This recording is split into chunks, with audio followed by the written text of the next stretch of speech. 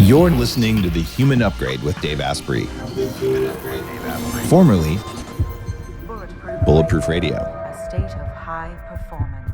You're listening to The Human Upgrade with Dave Asprey. And today, this episode is already full of lots of juvenile humor because, I don't know, maybe I had extra coffee today or something like that.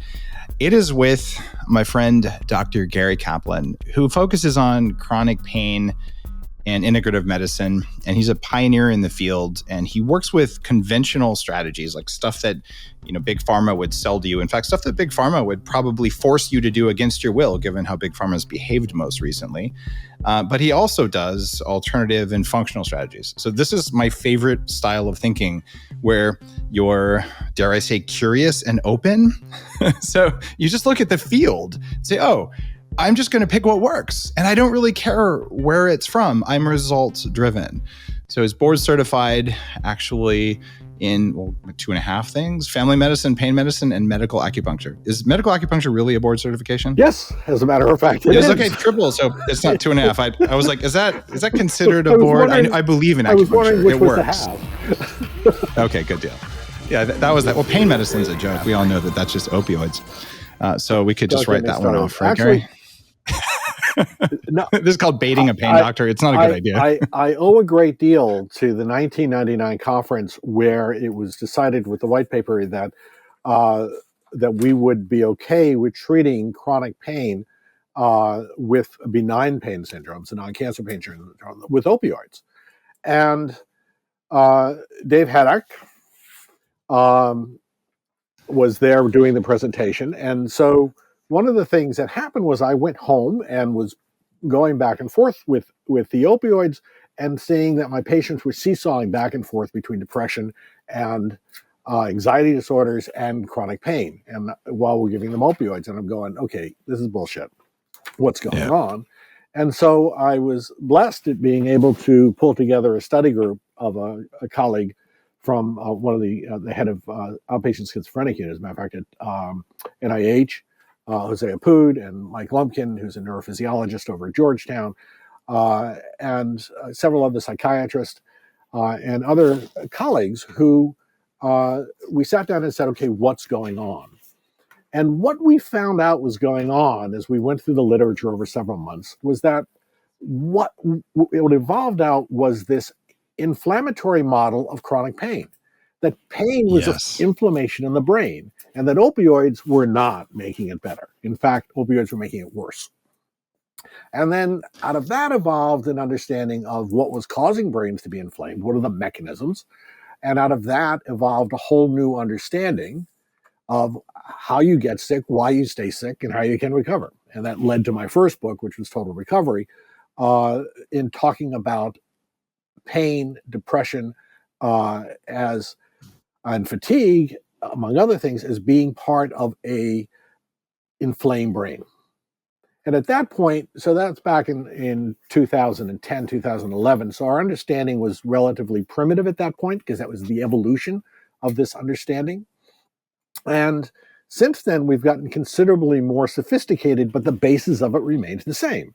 Basically, you have an inflamed brain. Inflamed brains cause depression. Inflamed brains cause anxiety. Inflamed brains cause chronic fatigue syndrome. Inflamed brains cause chronic fibromyalgia. Inflamed brains cause the post-treatment Lyme syndrome. Inflamed brains cause PANDAS, these pediatric neuropsychiatric disorders. And so as we started reevaluating all of this stuff from a standpoint of neuroinflammation, we started to understand that there were basically multiple components to this. The first was certainly some level of genetics, the genetics beginning to evolve out. The second was epigenetics. So epigenetics, you know well, this business of on top of. So this business of what environmental factors have contributed toward potentially damaging the immune system. Because look, 80% of people who get Lyme disease, get doxy, recover, they're done. But 20% do not. Well, let me ask you this. I mean, from an aging perspective, not just a pain perspective, neuroinflammation and immune activation that's inappropriate My gut says about 40% of aging is caused by inappropriate immune activation, and a lot of the dementia and Alzheimer's things, even in my book on it's tied to that inflammation. So if we treat the pain, are we reducing the inflammation, or do we treat the inflammation to reduce the pain?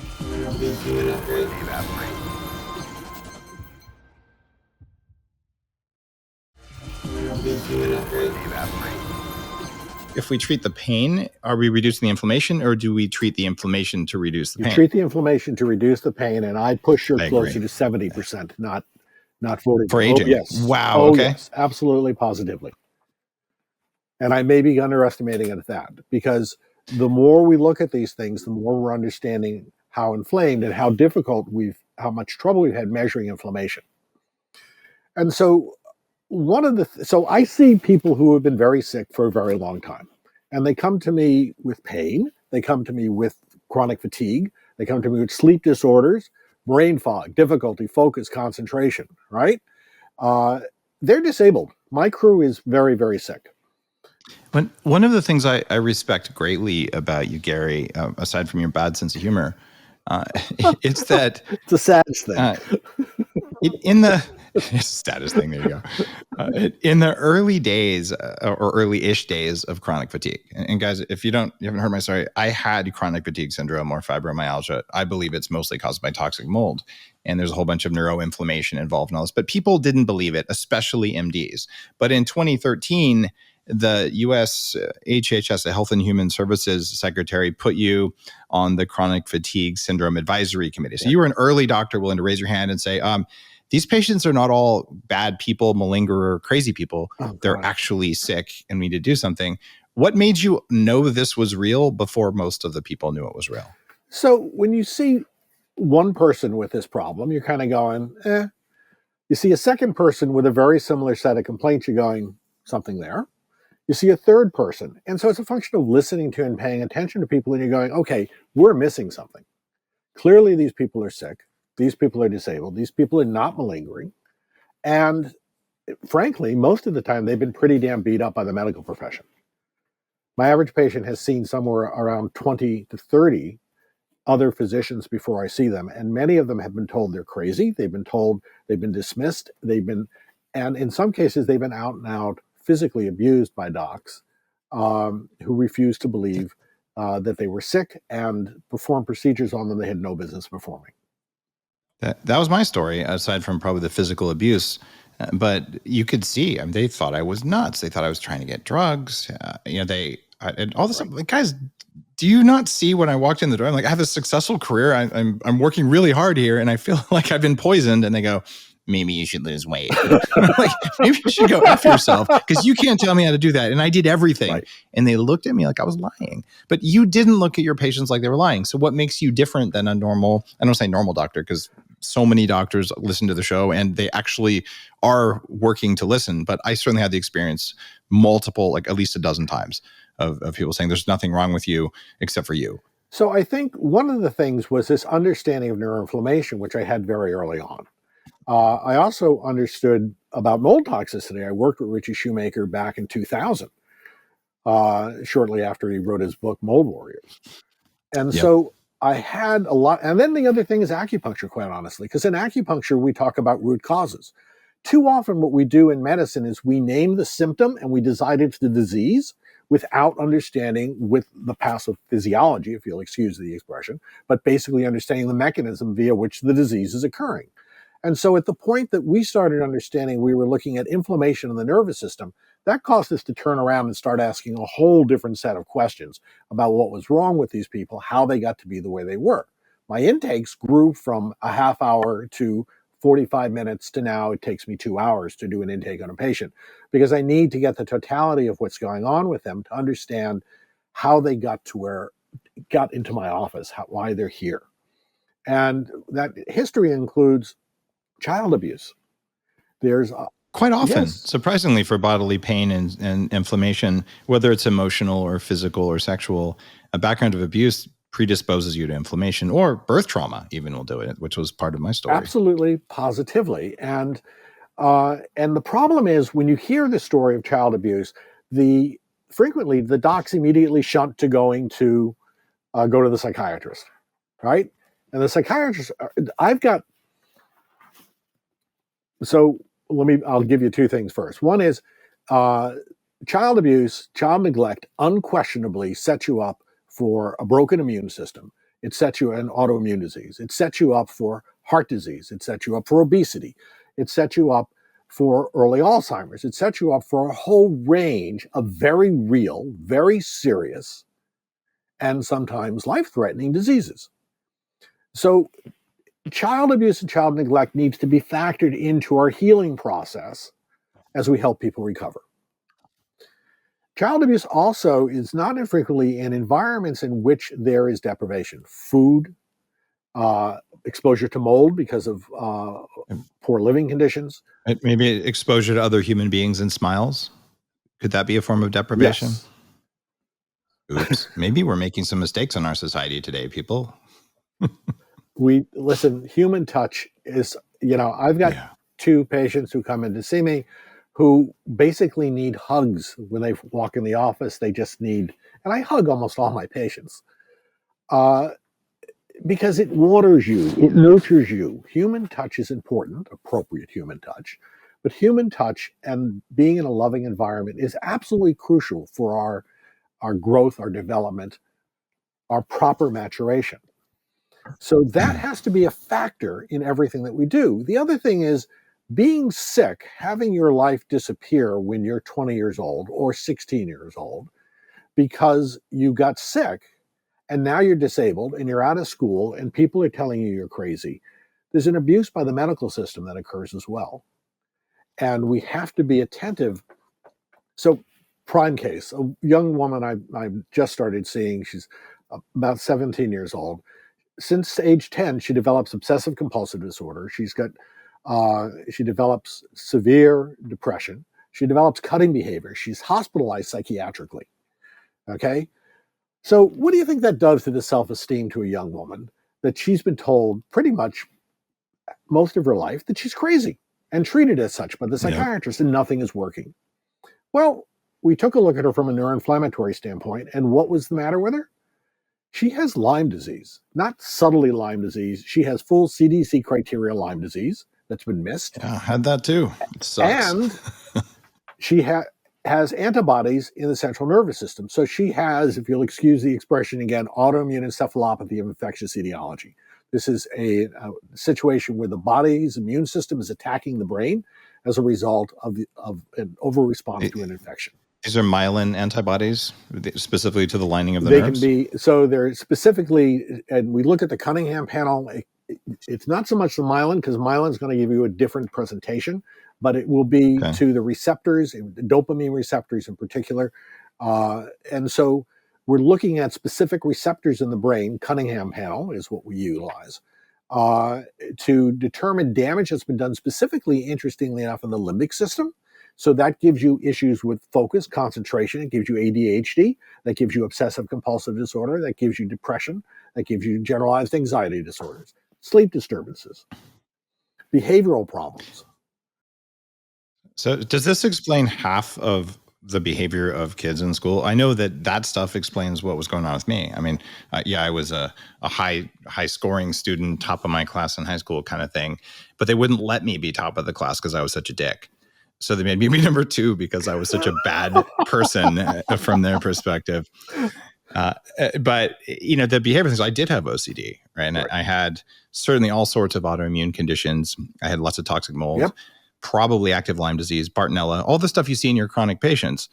Part of the reasons I do biohacking and bulletproof is say, look, if I can come back from all the crap that I dealt with, I'm the hardest, I'm your worst patient, except I pulled it off. And so I want people who see that to go, oh, there is hope. And then I also want people who didn't have that to go, well, if you can do that, what's the next level I can get to? Because I don't do anything. Do you ever see patients who are totally healthy or I just want to kick ass? Or are you all about, you're the Walking Dead zombie land like I was? I have a small percentage of patients who want to kick ass. And the interesting thing is what we've learned from the patients who are really, really sick is how to really optimize your performance to get really, really healthy.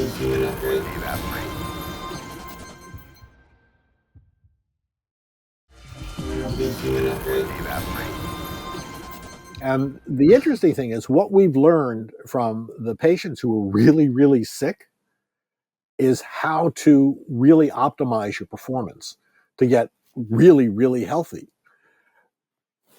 The percentage of people in my practice who are really, really sick kind of overwhelm my ability and time to take care of that other. We have other docs in the practice who work on essentially longevity and super health.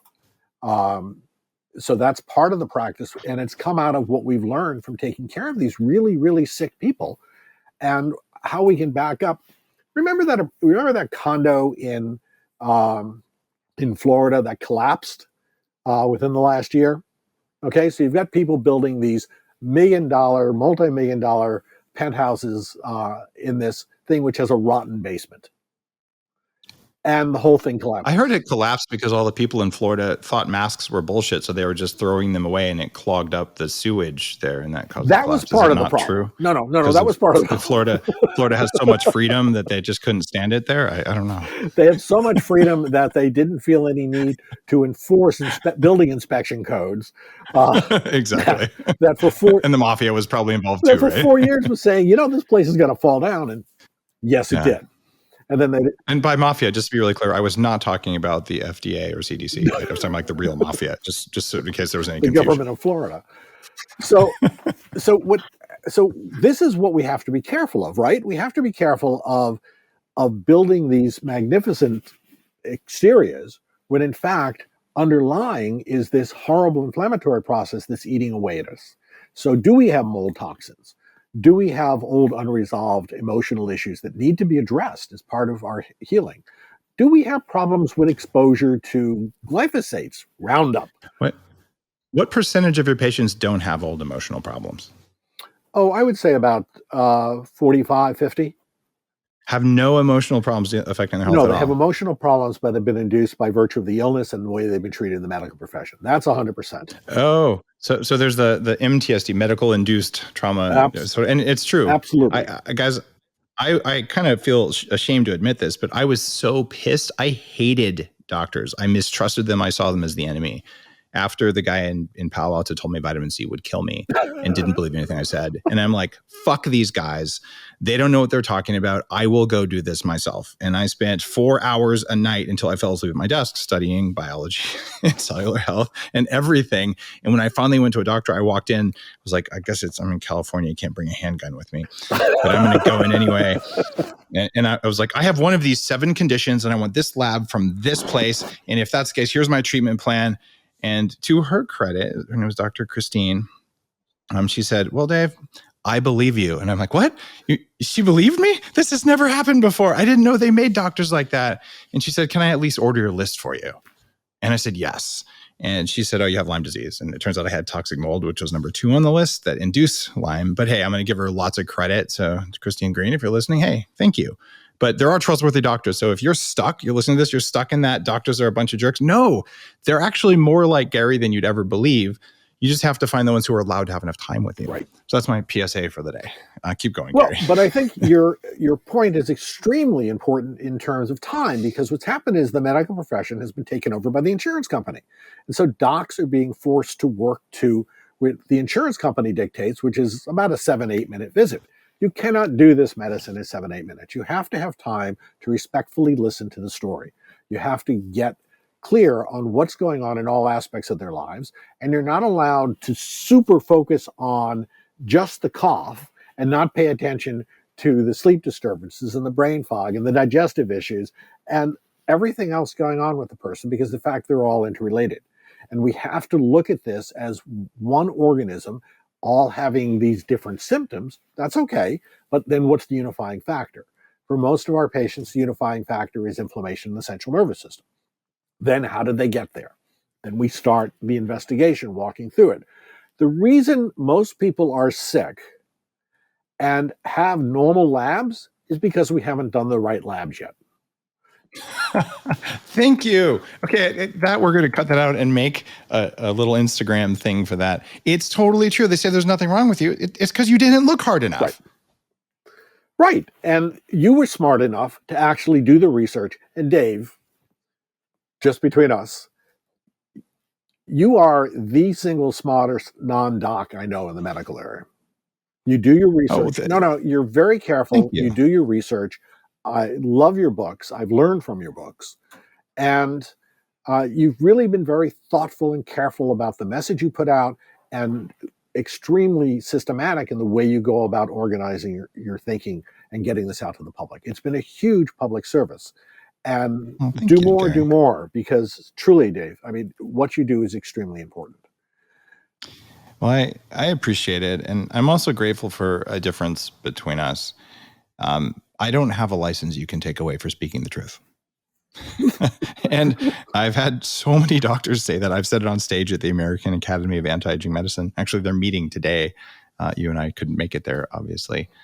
But in fact, I met my wife there years ago.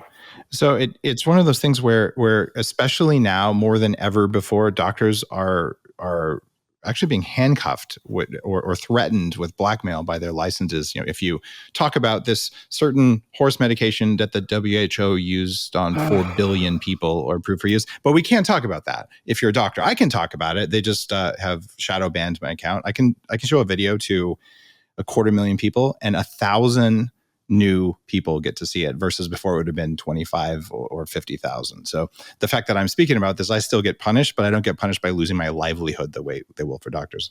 So you're even just doing early stage chronic fatigue, early stage neuroinflammation, talking about child trauma, all of those are risks you take to help patients, right? So I want to honor that for you as well. And I'll keep doing it, but I can only do it if masters like you tell me all the good stuff, even if it's off camera. So I'll repeat it. Let's step aside for a second, if we can, if you're willing to. I want to talk about this conference I've organized and why I've organized it, okay? Absolutely. We have put together a faculty that is some of the literally best and brightest in the world. And where they're not talking fringe docs. I'm talking physicians from Oxford. I'm talking physicians from Israel, from Germany, all top institutes, all highly regarded in their professions, from Columbia, from Yale, from Stanford, and I'll be biased, Georgetown as well, but also from Duke. Is it on the list of top schools still? I thought it dropped. Don't give me that. Sorry, I couldn't resist. We went down a notch, but we're still up there. Just joking. All my other Georgetown friends. That was just joking with Gary. No, it's painful. What we've done is, so there's several things I wanted to do. So one was I brought together geneticists, epigeneticists. Schoenfeld is Johannes Schoenfeld from Israel is the leading epigeneticist on autoimmune diseases in the world. And I've got people who are expert. Calliope Dendro runs her own name lab at Oxford, reasonably prestigious place, on autoimmune diseases. And we've got Ocha Rapara on the gut microbiome. And what we've done is we've brought together these really top docs and researchers from around the world so that we could present a conference to tell the rest of the profession that all of these conditions are real, chronic fatigue syndrome, fibromyalgia, chronic pain syndromes, and redefine them from their symptoms into the pathophysiology, the causes, which is neuroinflammation. And then talk about how to go about treating them. So it's a very high-level medical conference. Yeah. Is autism on that list as well? I don't know enough about autism. I think it is, and I think what happens in autism is early on, there's a disruption of the gut microbiome. I've seen studies and cases who have repaired that, but it doesn't hold. So there's a heavier genetic factor in there, but autism's on the rise. I'm not an expert in that area. End of the day, after having had Asperger's syndrome and doing a lot of work in this space, it is clearly a neuroimmune condition and a neuroinflammatory condition. And there is no one cause of neuroinflammation, as you well know. So I would put it on the list. It's just earlier, whether it's in the utero or after, and whether there's genetic risk factors. There are for every one of these conditions that are tied to having an infection, getting an inappropriate immune response to the infection that then causes long-term symptoms. So when we go through this list of people, we're talking about 20 million people just in the US, not worldwide, okay? Just in the US. And they're not being treated properly. they're being told they're crazy when in fact they're sick. And so what I wanted to do was first stop was get the profession's attention with a really high level conference. We're going to have this proceedings published in one of the immunology journals. And so we're going to create an opportunity for docs to understand what the pathophysiology of this disease is, what the cause of this disease is, how to go about that pathway to how I'll go about treating it. And so our patients will be able to have this information. And we want civilians, if you will, non-docs at this conference. It's a virtual conference. You can attend it from home. This is about backing you up. This is about helping you understand, yes, you're really sick. Yes, we now understand why you're really sick. Everything, no, but we're getting there. And now you can go to your own doctor and say, by the way, here's this information. So we want to take the sense of helplessness and hopelessness out of the docs when these patients come to them because they don't know what to do with them, and say, here's a path, here's an understanding of this by some of the best and brightest docs in the world. So that's one Powerful. That's the first thing we want to accomplish with this thing. What's the name of the conference? And is it open to lay people, or is this a doctors only kind of thing? No, we want as many lay people at this conference as possible, because what we're doing, in addition to having all of these top docs, peppered throughout the conference is going to be stories of patients told by themselves about what they've gone through in order to find a healing path for themselves. Because we want to constantly be connecting the academic to the clinical. We want to be connected to the patients who are struggling with these conditions. So the conference has the really ugly title of Autoimmune Encephalopathy Secondary to Infectious Disease, a new perspective on the pathogenic interactions of the immune system, infections, stress, and chronic disease. This is why doctors should never do marketing, ever. Say that again fast, Gary. So, but the website that you can go and register on is hopehealingknowledge.com. We'll keep it that simple. And guys, it's in February, but if you do it before sometime in mid-January, it's like $69. So this isn't, it isn't a highly expensive thing. It's a 4-day, lots of knowledge. Everyone listening to this doesn't have one of these weird, I don't know what the heck's wrong with me, but a meaningful number of us do. And a meaningful number of people who think there's nothing going on because, it's normal for things to hurt all the time. Like, I thought it was supposed to hurt to walk until I was 24. I'm like, oh, wow, you can walk without hurting? I had no idea. Literally, I had no idea. Like, I was a competitive athlete and I had no idea because pain's a part of it. And I don't generally experience pain anymore because I deal with inflammation and neuroinflammation. Now, magically, my brain works. So I think this is worth your time if you're interested in performing better, or if you know that something's wrong, or if you think something's wrong. This is cool because it's real. It's not fake. And your idea of renaming these symptom-based diagnoses with cause-based diagnoses is really, really important, because it'll let doctors who don't have time to do what you've done in your career, to go really deep and be triple board certified and to look at the hard cases, they're getting 5 minutes a patient because that's what the insurance companies have mandated. And by the way, mandates are evil from anyone, anywhere. We'll just have to say that. But anyway, they have gone and they don't have time to do it. So if it's not in the DSM, if it's not a standard diagnosis, they can't treat it. But you will change the field of medicine with this conference if you do it right, and you're going to help a lot of people who are sick. So there you go. It happens in mid-February, February 9th. And Hope Healing Knowledge. hopehealingknowledge.com is the website where you can go and register. Now, the other thing that happens with this conference, we know because we're doing this at a very high academic level, there's plenty of it that will be accessible to the public and make sense to them. But what we're going to do is 3 weeks later, for those who attend this conference, we're having a second conference for which there's no charge. That's part of this package, where there'll be a 2-hour Q&A, bring it down to earth, bring it down to practical matters. How do you specifically employ this information we just worked out at this high level?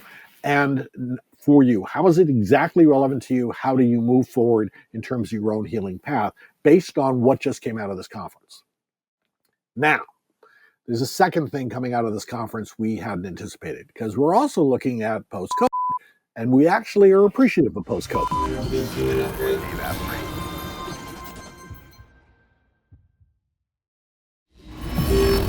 You're listening to The Human Upgrade with Dave Asprey. We're also looking at post-COVID, and we actually are appreciative of post-COVID. I was hoping we were going to get to go there on this. And when you say post-COVID, I'm pretty sure that when it comes out, it's going to go post, and we'll just put a bleep over that each time, because if anyone talks about this online other than it's getting shut down. But everyone will know what you're talking about. So these are people who continue to have symptoms, some of them fairly disabling, at least a month or later after they've had a case of COVID. All right, CDC has this on their website. This is not magic. It's real. It's real. Yeah. It's real. But the beauty of this thing, and what I had hoped the silver lining would be in this whole situation, is that it would advance the fields of immunology and virology about a decade. And it's done that. Yeah. And very cool things have now happened. So one of the things that's going to happen at this conference is we're going to have Bruce Patterson speaking. We have opened a post-bleep clinic where I think you're allowed to I can say post-COVID because it's a real actually thing. might get less listeners. So I'm just going to say long bleep. Long haul COVID, we'll post-COVID syndrome. Yeah. But so Bruce has identified a piece of the immune system that's been broken as a result of the infection. And now what we're doing is we're looking at cytokine panel. Now, what's a cytokine? Cytokines are small molecules that come out of the inflammatory cells that turn on and off inflammatory processes. They're the ones that actually govern inflammation and quieting of inflammation and growth, for that matter. I'm laughing because 2 weeks into I wrote a big detailed blog post about everything you can do to reduce interleukin 6 or IL-6, which is the primary inflammatory molecule. It's not the only one, but the primary one in bleep. Right. And I received a letter from the government to take it down, so I did. Well, there's a fairly substantial literature that backs you up. In the medical literature, peer-reviewed. I cited it. It's ridiculous, but cytokines are at the key for all inflammation, and people have long beep. They actually get they actually have cytokines that stay elevated, right? And you know which cytokines are elevated. And so the IL-6 is a famous one. Oh, good Lord. TNF alpha. What are the other ones that are high? One of the big ones. Which one? TNF alpha, tissue necrosis factor alpha, is also one of the major stays of this thing. But interleukin 13, oh God, you want the list? The list goes interleukin 6, chemokine factor L3, chemokine factor L5, rantase, GM CSF. There's a whole series of letters and numbers. Interleukin 8, VEGF, basoendothelial growth factor, which is tied to mold in a big way, which is why I know about that in IL-6. And interleukin 10 and chemokine 4, interleukin 2. So there's a whole bunch of these factors. And what's particularly interesting is that we have figured out certain medications that we can use to target to modulate these things. And more importantly is we're seeing people get better. We're seeing them recover not in a year's time, but in a matter of weeks to a month. Now, I'm going to say something that's probably irritating to you. Okay. Now, if you were to replay this or look at the transcript of that list or look at the literature that's available, and you cannot use Google anymore to do this because Google will not give you medical information that's useful. They have stopped being useful as a search engine. I cannot write my books using them anymore. So I use a search engine called DuckDuckGo, but there are others. And I think doctors need to hear that, especially because, frankly, you guys can all go to Medline and whatever the dumbest, the dumbed down stuff. It's not useful for you, but of course, PubMed. Anyway, you can go there and you can search natural compounds that will reduce these things, and you can talk about them. One of my favorite compounds, one you probably know about, is andrographis, which is an herb that, funny enough, a 20% reduction in all lung infections for people who take it, and a 20% reduction in the duration and severity of their symptoms.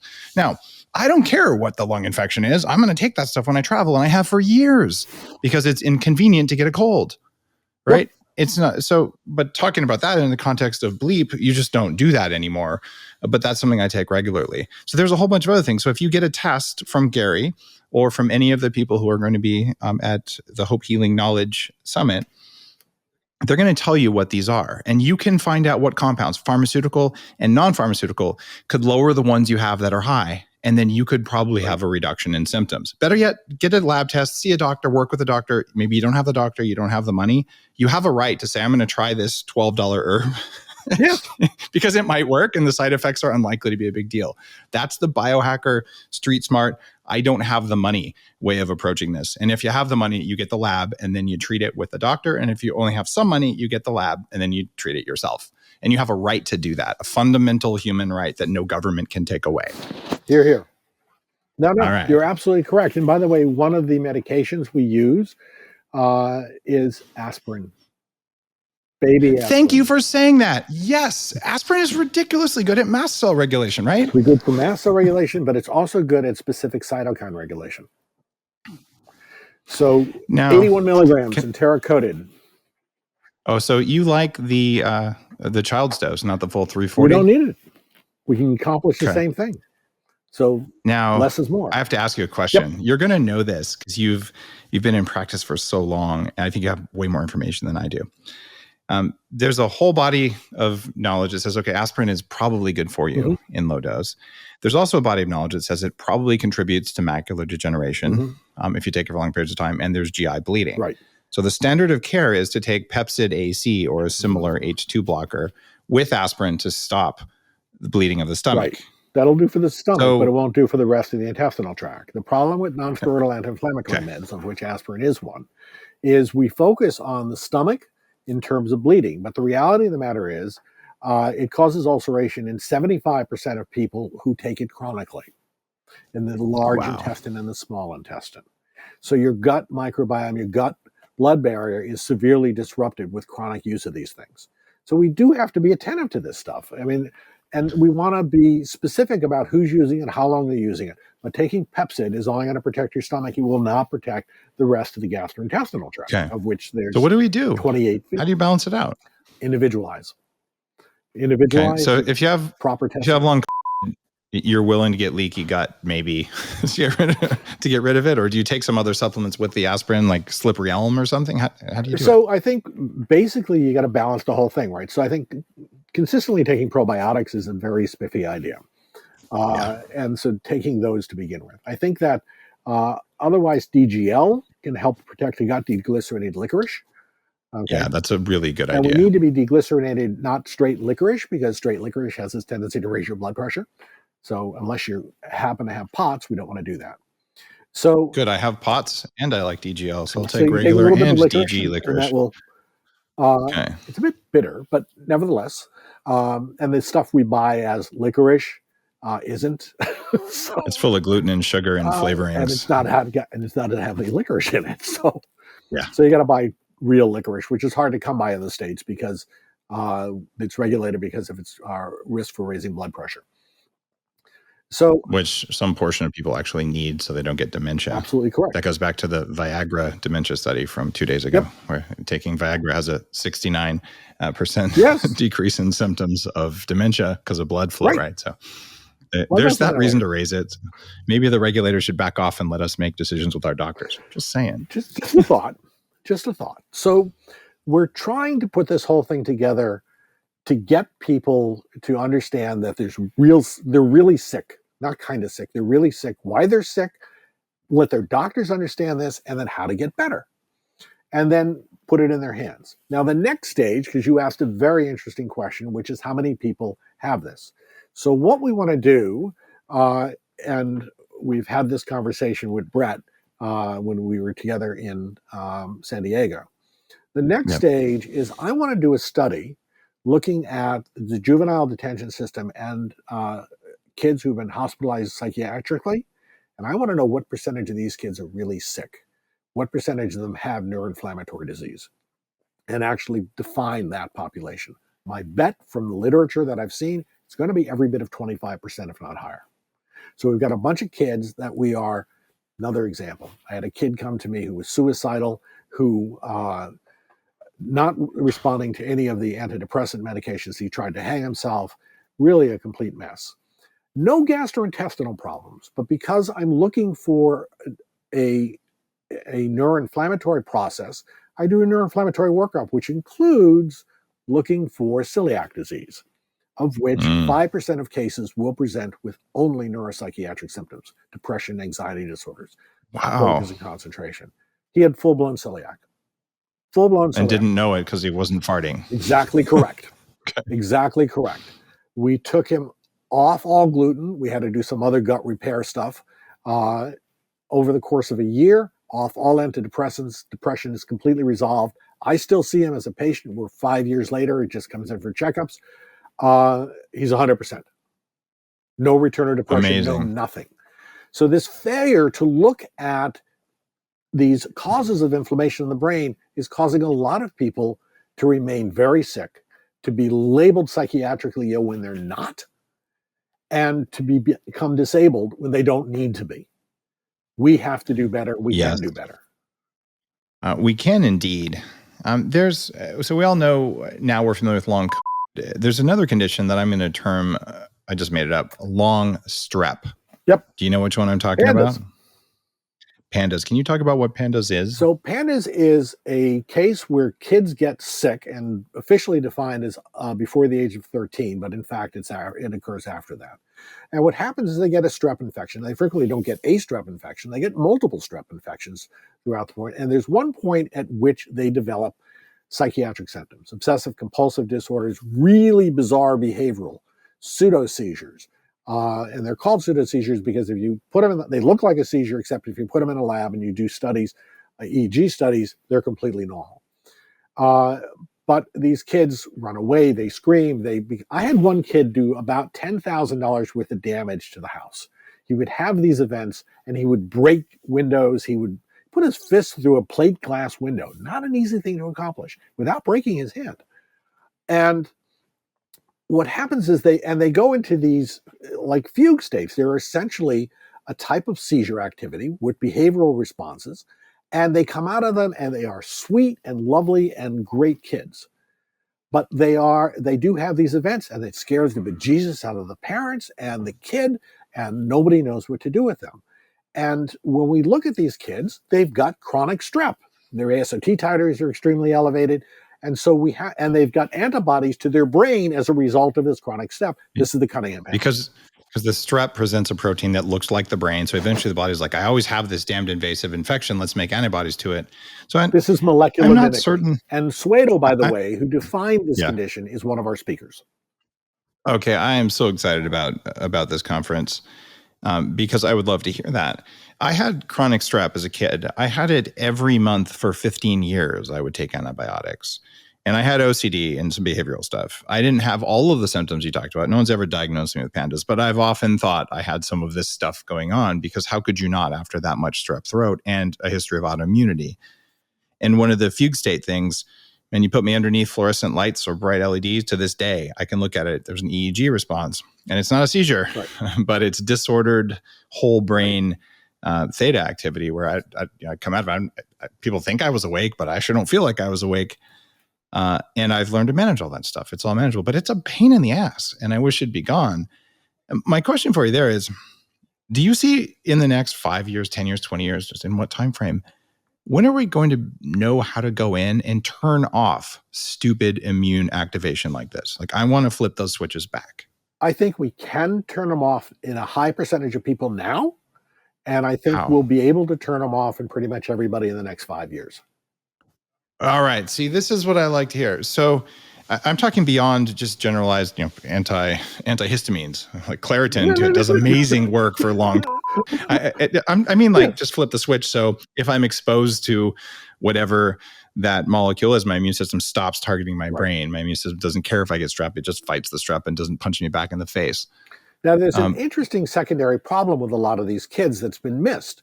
And the reason you get all these strep infections is because a piece of your immune system isn't present, specifically subclasses of IgG. So we label pieces of the immune system A, G, M, E. Okay, so IgE, IgM, IgG. And there are 4 subclasses of IgG, and typically there's a dropout of one of the classes of IgG, and that's why you're susceptible to all these infections, because the body can't mount a proper response to it. And we can fix that by restoring the IgG content with IVIG, intravenous immunoglobulins. So that's All right. one way I we would do fix that. the number of these kids and adults, as a matter of fact. Adults present So- differently, but they present essentially with the same problems as the kids. Their brains are inflamed. One of the big reasons that I did Moldy, the documentary, it's moldymovie.com, guys. If you haven't seen it, it's free. It's an hour. It's worth every minute of your time to watch it. And I will second that. Oh, thank you. It's because the number one cause of strep throat in kids is environmental toxic mold. You go into a moldy place, the bacteria in your throat say, oh, look, here's an antibiotic in the air. I'm under threat. Let me form a biofilm and become more aggressive. And then you get more of the toxins that it makes. And then if you are unfortunate enough to have this kind of immune system, oh, look, they're autoimmunity to your brain. And then you start punching plate glass windows, or maybe other kids, as the case may be. Possibly in my case. So they punched me first. That's all I'm saying. So we can avoid all this crap. Number one, let's have cleaner structures. Number two, let's have the ability when people get sick to address the autoimmune things. And it's a long way leading to my question about long bleep. I have suggested to multiple people who called me and said, hey, Dave, I got this thing. I'm not feeling great. It's not the end of the world. What would you do if you had it? And by the way, this is what I did when I did have as I said, I think I want less immune activation, like the overarching inflammatory stuff. I am going to take H1 and H2 histamine blockers during and for 6 weeks after having because it reduces mast cell activation. I'm less likely to have long-term immune effects from this because I want to reduce my incidence of that and I want to feel better. So in other words, that's Claritin and Pepcid. Right. Good strategy, bad strategy? I think it's a perfectly good strategy. I think so you have to back up, and the question you have to ask is, what causes inflammation, right? So if you've got itchy eyes and a runny nose, secondary to allergies, all right, that's because allergens are being attacked by IgE typically, and you're getting histamine release in mast cells. So what you want to do is stabilize the mast cells, and you can do that with antihistamines, or you can do immunotherapy, which teaches your body to stop paying so much attention to this stuff, quit being such a delicate flower. The other thing, though, is if you skin your knee and that gets infected, okay, and it's all red and angry, treating that with an antihistamine is going to work because the mediator of inflammation there is bacteria. So you need an antibiotic to treat that. And because of lipopolysaccharide instead of from exactly histamine. Correct. Yes. In the brain, the inflammation can be mast cells. The inflammation can be microglia. Okay, the inflammation is astrocytes. And the inflammation can be from the acquired immune system. And then there's this whole gut microbiome communication, which is literally our second brain, and about 70% of our immune system. And so that has to factor in to what we're doing as well. And so we've got to be attentive to that. There are subspecies of Clostridia which can overgrow, not cause diarrhea, but sure as hell screw your brain. So they produce substances like HPA and 4-cresol. And so we have to be, again, if we don't test for it, we don't look for it, we don't find it. And so you have to look at putting together an entire picture in order to help somebody fully recover. And so everything we can do is look at, okay, what's causing the inflammation? So low-dose naltrexone, excellent drug in order to treat hyperreactive microglia. CBD actually quiets down microglia, so can be effective in terms of reducing inflammation in the brain. For some people, but not all, for different strains of CBD, right? Just want to be really clear. That's still, there's a little bit of fuzz around the edges. So one brand may work for you and it might not work for your friend and vice versa. That's exactly correct. And that drives me a bit crazy because there's no standardization and I can simply tell you this makes sense. And it varies so much from state to state. It does. So there's lots of things which will quiet down that whole process, cromolyn sodium, in terms of mast cell stabilization. Some can be ketotifen, which is an antihistamine, which is both an antihistamine and a mast cell stabilizer. So, and the interaction between the microglia and the mast cells is extremely important. And the interaction between the microglia and the acquired immune system, That's the antibodies system is extremely important. And the beauty, by the way, so the other unbelievably exciting thing that's happening here, as we've had a conversation a month ago that rocked my world, looking at these cytokines, is we're now asking the questions, what's the definition of a persister? So persisters, we have believed in the past, were you still had strep in your system. You still have Lyme in your system. Someone who treats a disease, but it's still present after the symptoms go away. Right. That's a persister. That's a persister. Okay.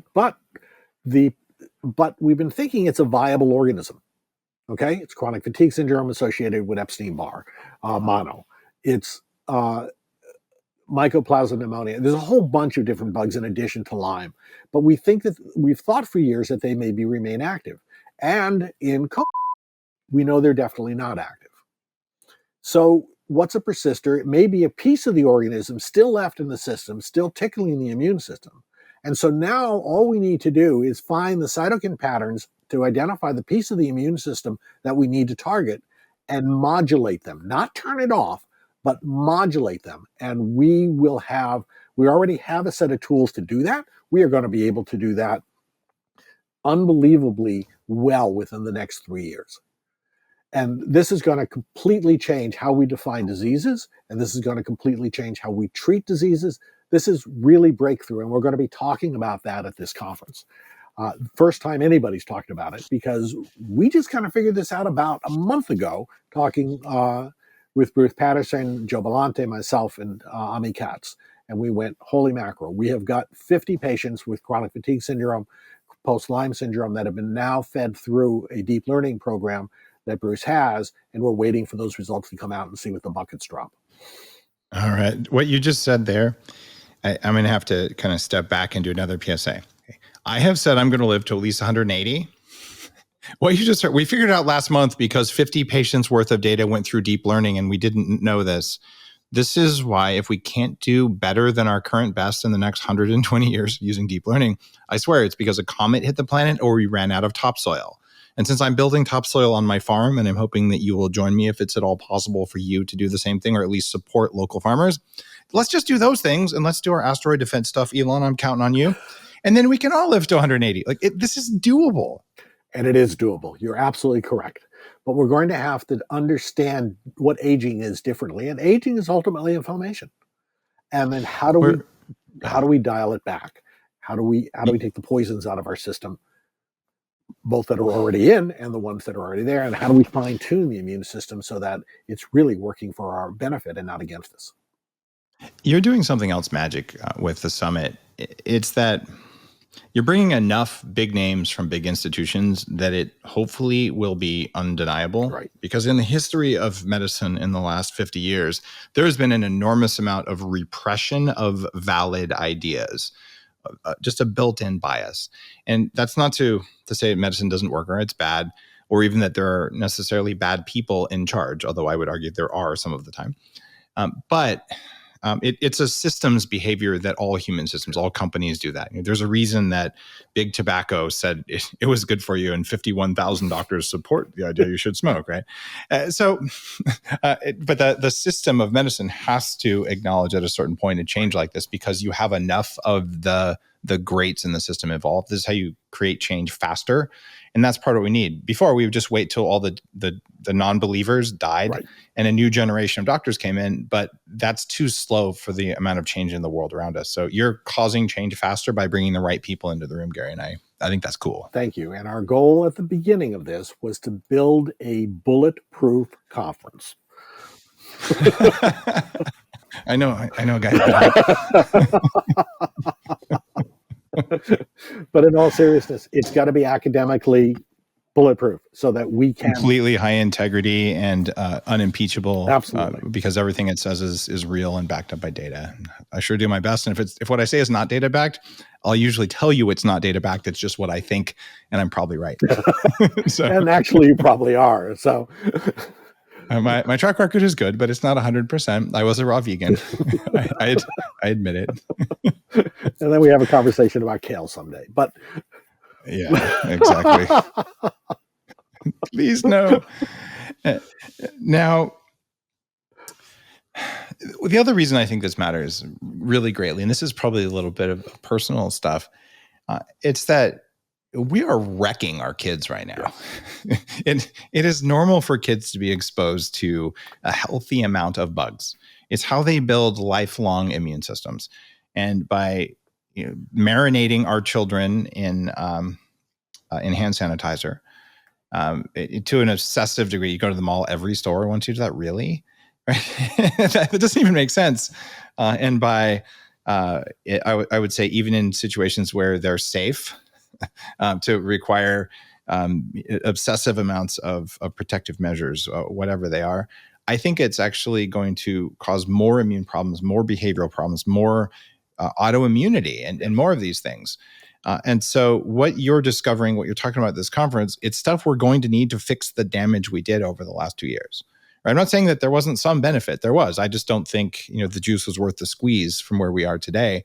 But it doesn't matter what I think. We have a bunch of kids who have less functional immune systems than they did 2 years ago because they aren't playing in dirt the way they did outside. So we're going to need this. We're going to need this for our adults. We're going to need this for our kids, in particular kids. So the amount of autism that happens right now, if we follow through on what you're saying, I already predict, this is one of those, I don't have the science, but I already know, autism can level off or even go down if we do what you're doing before people get pregnant. And we do this in younger children. We look at the inflammatory panels. We modulate the cytokines in the right way. And this is part of the equation of living a long time. So this is very important work you're doing. Thank you. And I'm really grateful for it. You are also 100% correct. The number of autoimmune cases is dramatically on the rise. And by the way, all of these diseases we're talking about are not presently considered autoimmune diseases when in fact they are. They're autoimmune diseases associated with neuroinflammation, brain inflammation. But you're absolutely correct. Because we've been living in an increasingly aseptic environment, because we're not eating dirt, because we are so sterile in everything that we do, our immune systems are not getting the workouts they need in order to be able to toughen up and be able to take proper care of us. And I'm seeing this, interestingly enough, now as people have started to go back to being with their families. Okay, for the last year and a half, I have seen nary a cold, nor gastrointestinal infection, nor a sinus infection, nor bronchitis in my office.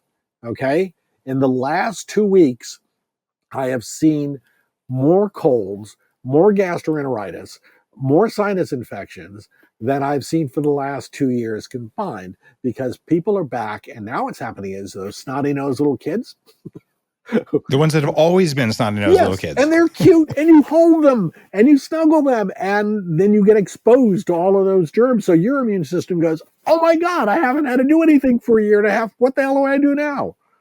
And yes, being exposed to this stuff on a regular basis actually keeps us healthy. Being exposed to us in children keeps us healthy, makes us healthy. It's one of the reasons that first-year ER doctors, they get sick all the time. And then after, maybe not even first year, first 6 months after that, suddenly they don't get sick like all their colleagues. It's very rare because their immune system is like, oh, you mean I have to work out every day? And teachers, when they first start teaching, yep, the same thing. And then after they've been a teacher for a year, the next year, they don't really have that same thing because we've trained our immune systems to be resilient and strong. And as you said, the lower B version of bulletproof. Like they can take the hits that the world gives to them. So if you get a cold because you're walking around without putting something over your face, it's okay. It's normal. And it's not going to keep happening if you keep normally exposing yourself to other people. And this is missing from our thing. And I would like to ask you a question about whether these cases of autoimmunity that you're seeing on the rise, whether you could correlate them with a test group and a control group.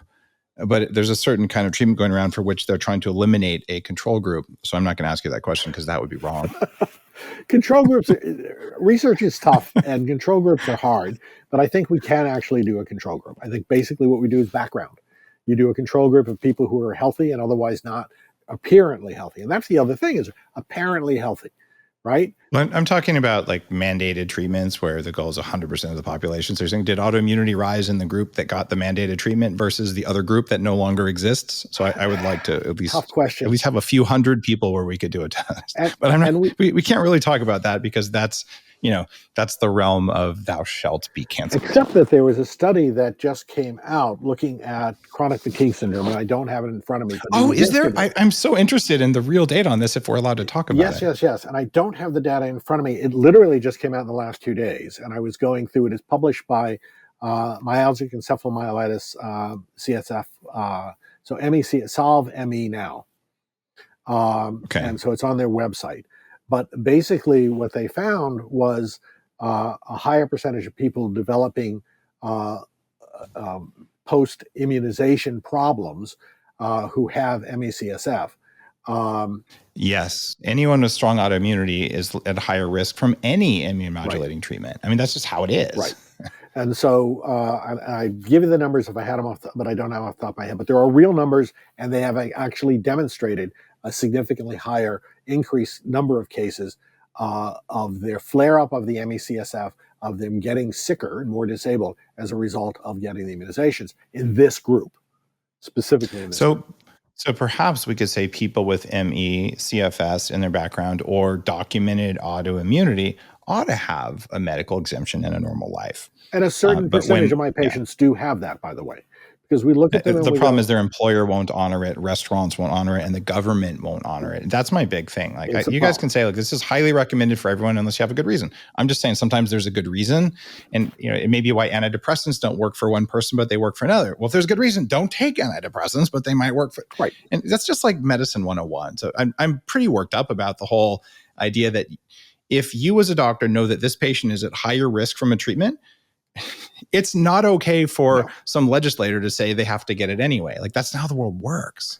No, and we need to not have our medical judgment usurped by the state legislatures or the federal. By legislatures or insurance companies. Doctors have to be able to be doctors, and anyone who gets in the way of that, it all goes back to Benjamin Rush. Yes, the only doctor founding father who warned of medical tyranny. Although people sometimes say that wasn't his quote, it probably was.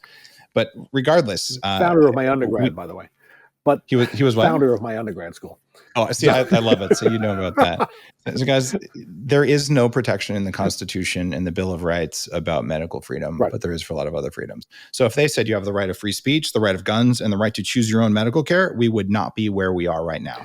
Well, but thankfully, the first two are still there. And the second one is to protect the first one. And that's why the U.S. is not Australia right now. And one of the massive problems with access to medical care is insurance, because insurance says, oh, you can do anything you want, but we won't pay for it.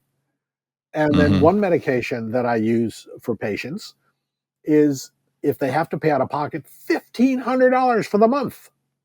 It's nuts. My daughter just got medication that normally would have cost her $16,500 from in the US from Canada for $1,000. Well, that's because there's the law in the U.S. that says the U.S. government cannot, by law, negotiate prices with drug companies. Well, that's as far as who do you think Medicare signed that one into law? That's as far as Medicare is concerned. You're absolutely correct. Right. It's crazy pants. So we don't have to go into diagnosing the system because it has multiple ills. But what I do want to just highlight is that, number one, there are doctors like Gary Kaplan here. There are many of them out there. Gary's conference, I think, is setting up to change the face of medicine because there are lots of disparate, disconnected groups of patients and doctors looking at them, and they're all looking at the same thing, but they don't know it. And by bringing these together, it's sort of like we used to have just gay rights if you go back into the 80s. And now it's like LGBTQIA plus, and then there's like a bunch of other letters that are raising their hand to be added. I'm not sure where that's going to end. But the reason that works is you get them all together into the equivalent of a trade union. Mm-hmm. And so diseases need trade unions as well. So you have enough mass to get attention from drug companies, get attention from medical schools, and you're creating essentially a trade union for autoimmunity, and it's badass. And I like that. Thank you. Thank you. We want as many people at this conference as possible. We need your support. We want you informed. We want your docs informed. We want to help you get better. That's what this conference is about. All right, so let me make a suggestion. Our Upgrade Collective members are going nuts. They're all signing up for it. By the way, one of them says that it says tickets are not available, so you might want to have your guys look at that and make sure. I'll find out what that's about. That should be fixed by the time this goes live. That will be fixed. But here's what I want you guys to do. You should, if you want to go to the conference, it's very affordable. And what you're going to find is if you talk to your doctor between now and then, say, hey, do you know about this? It's by the greats in medicine. You should take a look at it. You might enjoy it, and it's going to be written up in medical journals. This is at a doctor level. I'm just going because I'm really interested in my condition. Right. So tell your doctor about it, because we need doctors to know that this is real. And I'm just going to go out on a limb here and say, as a guy who's lived most of this, I'm like your ideal patient type. Who won? Okay. Like I am younger, smarter, faster, stronger, healthier. And like, I like the vast majority of what's going on with my biology. And I came from behind. So given that stance and that set of knowledge, this is the right direction. This is the real stuff. So let's get your doctors on board with understanding it. They'll probably treat you better. But it's a nominal amount of money, and it's 4 days of content, probably more than you have time to watch. But I'm definitely going to be there tuning in. It's hopehealingknowledge.com is the name of it. So Dave, thank you very much for that point, because it is extremely important. It's a full-blown medical conference, okay? There's 19 and a half hours of continuing medical education for physicians to attend. This is sponsored by Georgetown as well as my foundation for total recovery. This is a conference for docs to get educated by some of the best people in the world. And I'm laughing because I have lied to take medical training that requires you to be medically certified so you can get continuing medical education. So I've attended a few conferences as Dr. Dave. I've never treated a patient because I can't have patients because I don't treat any of that kind of stuff. But in order to get in and get the training, and you're just saying I'm going to open it up for $69 to everyone. That's also disruptive. Yep. So there is no like the whole reason you use Latin words in medicine is to make it harder to be a doctor. It's unnecessary. So you're opening this up in a cool way that's different as well. We're democratizing this. We want everybody there because everybody can learn. There's something for everybody to learn from this conference. I think that's the case, and there's also something for everyone to learn from this episode. We talked about inflammation, we talked about aspirin, we talked about all kinds of stuff. But most of all, if you're sitting here going, I so don't like my life. I don't know why I'm puffy. I have all this inflammation. I don't know what the hell's going on. It's all caused by the same basic stuff. Right. The uniting elements here, there was an infection thing. There's an immune response. There's a mast cell issue. There's a mold issue. There's a mercury issue. There's not that many things when you unpack it all. Right. And Gary's assembling them into one of the major packages so we can look at this from a more functional perspective. So, thanks again, my friend, for being on the show and for doing this conference. I'm pretty excited about it. I'm honored to be here, Dave. Thank you for having me here. Keep up the work you're doing. It's so important. And I'm blessed to have you as a friend. Thank you. Thank you.